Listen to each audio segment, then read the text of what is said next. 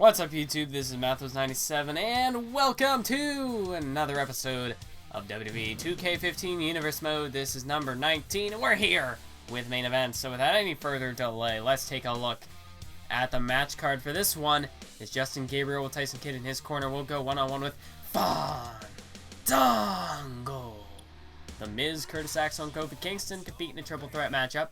Xavier Woods goes one-on-one with R-Truth, as the New Day has had a bit of an issue with R-Truth recently as they've been facing off. Remember, R-Truth defeated Kofi Kingston on the last episode of Raw. William Regal will go one-on-one with Darren Young, and in the main event, Seth Rollins will go one-on-one with the Real American Jack Swagger. So Curtis Axel wins the triple threat matchup. Big victory there for Axel. Xavier Woods gets the win over R-Truth and gets a bit of redemption for the New Day. And Darren Young defeats William Regal.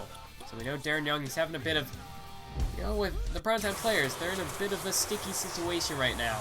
Been on a bit of a losing streak in their tag team matches, but Darren Young managed to pick up a victory, which could kind of help prop up the primetime players for the time being. But we'll have to see how Titus O'Neil can fare as well, and how the team, how their unity is going to work.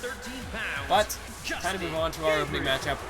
And this matchup showcases two superstars who have been in Universe Mode for quite a while, but haven't exactly had the best careers. They haven't exactly gotten, their fair share of time over on SmackDown. I mean, really, Justin Gabriel and Fandango, neither of them have really had stellar careers to this point. They've kind of just been brushed to the side.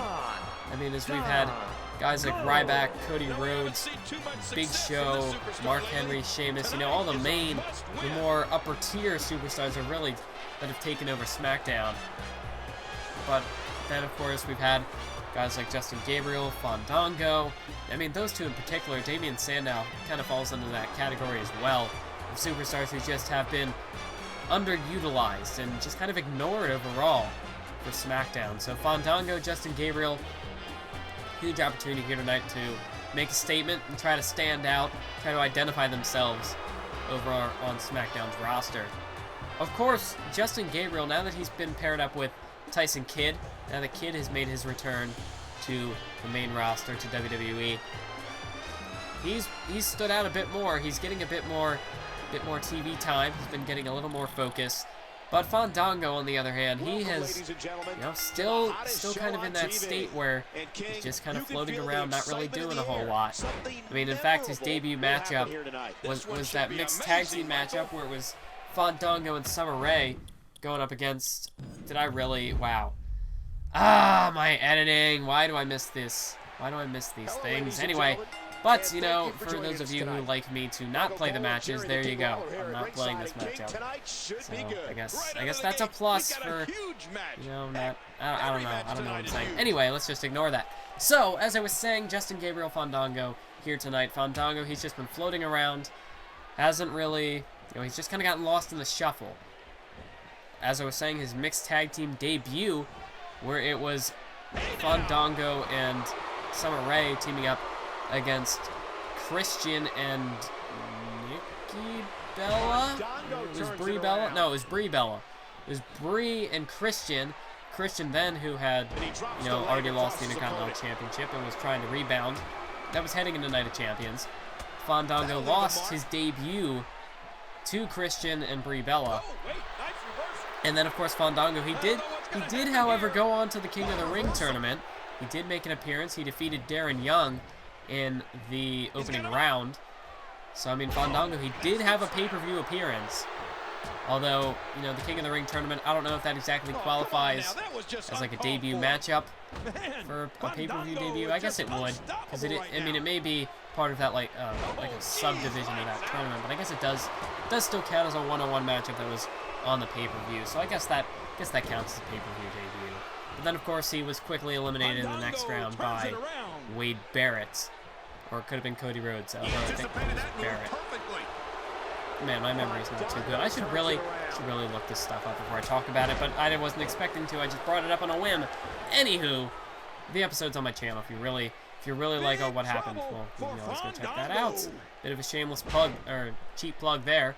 Anyway, focusing in on the matchup now is it's Justin Gabriel, Fandango, one-on-one.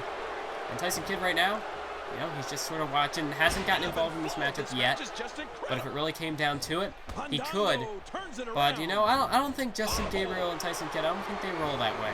I think they like to, they want each other to fight their own battles. If they're going to compete in a singles matchup, they want to let each other fight their own battles and just kind of have a bit of friendly competition between each other. So we can see, you know, try to have a bit of one-upsmanship. If Justin Gabriel has a performance here tonight, and then Tyson Kidd will just have to try to outdo him the next time Tyson Kidd competes in a singles matchup. And I don't think Justin Gabriel would really want Tyson Kidd to get involved either. I think Justin Gabriel wants to prove that he can beat Fandango on his own. And that can kind of help make a statement, try to help him stand out over on SmackDown. Oh, what a move there by Gabriel. I didn't know he had a pump handle neck breaker in his arsenal. There's a cover, and oh, Fandango. Oh, last second, Fandango managed to kick out, but Gabriel just these kicks to the head. I mean, Fandango's just out of it right now. It's Justin Gabriel now with a roll-up here. He's got Fandango stacked up on his shoulders, but rope break allows Fandango to kick out, stay alive in this matchup. And Justin Gabriel now, I mean, really, he has had Fandango out of it since he hit that pump handle neck breaker. But Fandango manages to get a counter, and now Fandango can try to capitalize. He can try to get some offense, try to mount some offense here, try to get a comeback. But Justin Gabriel has Fandango over there into the corner, but Fandango counters. Oh, and a big punch to the face of Gabriel there. Oh, now look at this, up on that second rope, and a springboard sunset flip. He's got him. One. Oh, but a kick out. Quick kick out there from Gabriel to count of one. And Fandango now, that may have just been the opportunity he needed to kind of throw Justin Gabriel for a loop, but obviously not, as Gabriel counters with the side of some leg sweep. And now look at this, just back and forth between these two now. A snap suplex there from Fandango. Of course, both these superstars have finishers up on that top rope. We know Fandango likes to hit. Oh, what a kick there by Gabriel. He might not even need to go to the top rope. There's a cover, and that's it. That spinning kick from out of nowhere just caught Gabriel off guard and shut his lights out. And Fandango picks up the victory tonight over Justin Gabriel. I think that was a critical victory for Fandango. Could be an opportunity for him to try to stand out, maybe try to build his way up, try to work his way up the ranks in the Intercontinental Championship division. As you can see, that kick right there, Gabriel never even saw it coming, and Tyson Kidd was just forced to watch on as his partner was defeated here tonight. And Fandango gets the victory. Big victory for Fandango. Oh, look at this, Summer Rae. Oh, she's got the mic. Summer Rae's got the mic. Fandango. We know what's coming next here. Fandango's signature.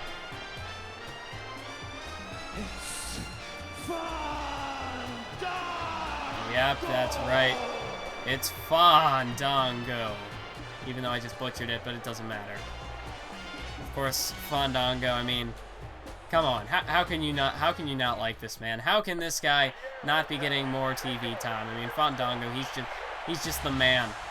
But anyway, it's time to move on to the main event for this evening, as it is Seth Rollins going one-on-one with the real American Jack Swagger. And Seth Rollins, you know, actually, on the last episode on Monday Night Raw, when Dolph Ziggler picked up a victory, you know, the camera footage actually pointed out, and, you know, Seth Rollins and the rest of the Shield, they made sure, they made it known to Paul Heyman, the Raw GM, that Jack Swagger and Dolph Ziggler, when they picked up the victory last night on Raw, Dean Ambrose's foot appeared to be under the bottom rope. And it turned out that Dean Ambrose's foot was under the bottom rope when Ziggler hit that zigzag and went for the pin. So really, I mean, Ambrose's foot being under the bottom rope, the referee didn't see it, and the Shield feels as though there's some injustice in that, and that it's injustice that they were robbed of a victory last night due to the referees, due to a technicality, due to the referee's mistake. So tonight, Seth Rollins is going to go one-on-one with Jack Swagger. And we'd have to think Dean Ambrose, he's going to want a match with Dolph Ziggler somewhere down the road because of the referee's mistake last night on Raw. But tonight, Jack Swagger, you know, we saw that when he entered the matchup, last night for the first time on Monday Night Raw. I mean, he was just going all out. He was just in a frenzy, just beat the life out of Dean Ambrose, you know, for a good amount of time. So Seth Rollins, he's gonna want to watch out here, as Jack Swagger could possibly have a few tricks up his sleeve. But at the same time, Swagger, he's got to be on his guard, as Seth Rollins, you know, they don't call him the architect of the Shield for nothing. He's always got a plan. He's always got a strategy. He's always got an ace up his sleeve. So Swagger, he could be in a very dangerous situation here tonight against Seth Rollins if he's not careful. I mean, his career could come to an end. I mean, I guess that's the case really when you're in the Shield, when you're in the ring against the Shield at all times. I mean, really, if they wanted to, they could probably, I mean, especially right now. I mean, we take a look at what's going on here. It's Swagger and Rollins. No one else here is at ringside. I mean, if the Shield wanted to, they could probably end Swagger's career here in the WWE. I mean, we've seen what the Shield can do. They've sidelined Vince McMahon months ago. We still have no update on Vince McMahon's condition, although we know he's not going to be back anytime soon. Okay, well, I misspoke there, because obviously that is an update. That is an update on Vince's condition. But, I mean, the Shield really, they just decimated Vince McMahon backstage. We don't know exactly what happened, but, you know, that just does show that they do have a mean streak. They do have ruthless aggression. They do have that edge behind them. So, I mean, they do have a dark side. Vince McMahon experienced that firsthand, and that's why Triple H and Paul Heyman are the only two here to run the show. And it's also rumored to, it's been rumored to suspect that the Shield were the ones behind the attack on Stephanie McMahon a couple of months later. Although it hasn't been confirmed. We do not know who attacked Stephanie McMahon. We do know that the Shield did attack Vince, as they came right out and said it. They admitted that they attacked Vince, but they claim to have not attacked Stephanie McMahon. Yeah, I'm stuttering all over my words now. They did not, you know, they claim that they didn't attack Stephanie McMahon. So I guess take that with a grain of salt. I guess you don't know what to expect from the Shield. Although, I don't know, the whole situation's just a bit messy. But anyway, let's focus in on the matchup at hand right now. Seth Rollins with a nice neck breaker takes Swagger down, and out. Oh, a moonsault there for Seth Rollins. This could be a big opportunity for him, as he's going one-on-one with a former 3-time United States champion, Jack Swagger. So this could be a big matchup for Seth Rollins if he could score a victory tonight. As now, he's got Swagger, throws him into the corner here. Oh, and Seth Rollins, he's going to go for that turnbuckle powerbomb. He's got Swagger up here, and he hits it as Jack Swagger goes right into the turnbuckle. Oh, but Rollins wasting a little time. He caught him right off the turnbuckle, and Rollins tosses Swagger to the outside. What is Seth Rollins looking to do here? He's measuring Swagger. Rollins, what's he going to do? Seth Rollins, he's getting a running start. Look at this, a suicide dive through the ropes. And he just took out Jack Swagger, throwing his own body at stake here, just throwing himself outside the ring to take out Swagger. Wow, it's Seth Rollins putting everything on the line tonight in this match against Jack Swagger. I mean, just showing that he's willing to throw everything on the line for, you know, his career. I don't know what I'm saying. Anyways, let me try to rephrase this, but as we focus in on the matchup right now, Swagger trying to rebound off that, but Seth Rollins, you know, he's got that high-risk offense. He's willing to put everything on the line in these matches for the sake of benefiting his career, for the sake of benefiting the Shield's career. And oh, a DDT out onto the floor. And that's the very same DDT that nearly knocked Daniel Bryan unconscious a couple of weeks ago in the tag team match on Raw, back on episode 11 of Universe Mode, when Seth Rollins, you know, he hit that DDT on the outside. Daniel Bryan never really recovered. And then, of course, Roman Reigns finished it off with that drop kick from the apron. But Rollins now an elbow to the side of the head of Jack Swagger. Swagger, however, he's trying to fight back, trying to capitalize on this, trying to counter, fire up a second wind. But Swagger, he is, you know, he's going to be a bit dazed, not only from that suicide dive, from that DDT onto the floor as well.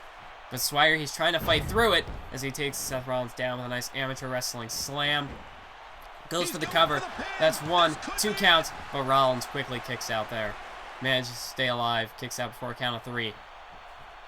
And now Swagger, big punch right to the face of Rollins, staggers him. And he could be going for the powerbomb, could be going for the gut wrench, but oh, Rollins manages to counter. He gets out of it. And Swagger now, he's in trouble here. Rollins has got him. Rollins is on the verge here. He could be on the verge of picking up the victory. He's going for a second turnbuckle powerbomb. He's got Swagger, and he hits it. Second turnbuckle powerbomb, and that could do it. There's a cover. 1, 2, 3. No! Kick out by Swagger. Swagger stays alive. I thought for sure that was going to put Swagger away, but Swagger just managed to kick out. And I'm sorry if my commentary just goofed for a second, but I got a dumb pop-up on my computer, and sometimes that lags the commentary. Maybe it didn't this time, and if it didn't, that's a good thing. But if it did, then that's why I'm saying all this right now. But anyway, as Rollins now could be looking to put Swagger. Oh, look at this. Oh, the half Nelson backbreaker. And after all the damage Swagger's back has taken, that could do it. That could be the finishing blow. And it is. Seth Rollins. 2 turnbuckle power bombs, a suicide dive, and finally a half Nelson backbreaker. Swagger, he took a lot of punishment in this matchup. But he did show his resiliency here tonight. As you can see right here, Swallins. I don't even know. I don't know what I'm saying anymore. I've been doing this too long. Swagger, Rollins, I somehow goofed their names. Somehow fused them together. So I guess if they ever team up, we can call them Swallins. Remember that. But anyway, we saw Rollins putting his body on the line. The turnbuckle powerbomb. Swagger, I mean, I thought that was going to do it. I mean, that's the same powerbomb that put Dolph Ziggler out a few weeks ago. But it wasn't enough. Seth Rollins, he just needed to hit one more move to just kind of, that was sort of the straw that broke the camel's back. And that's what put Swagger out. But, oh no. This can't be good. Seth Rollins has won the matchup. Oh, there's Roman Reigns. And, no, this is not looking good. Swagger, he can't even defend himself right now. There's Dean Ambrose. The Shield, they're advancing towards the ring. Oh, this is not good. Swagger can't even defend himself. The Shield, they're out for blood tonight. They're looking to make a statement. They're looking to make a statement out of Jack Swagger here tonight. This is not looking good. Not good at all. Dean Ambrose and Roman Reigns, they've entered the ring. And oh no. Oh no, they're not going to do this. They're not going to do this. Seth Rollins, Dean Ambrose, they're hoisting Swagger up here. Oh, this is not looking good. A triple power bomb to Jack Swagger. And the Shield. The Shield, they've made their statement tonight. And a triple power bomb to Jack Swagger. Well, that's a bit of redemption for the Shield if I've ever seen it. What a statement made by the Shield here tonight. A triple power bomb in the center of the ring to Jack Swagger. That's it for this episode. I want to thank you all for watching.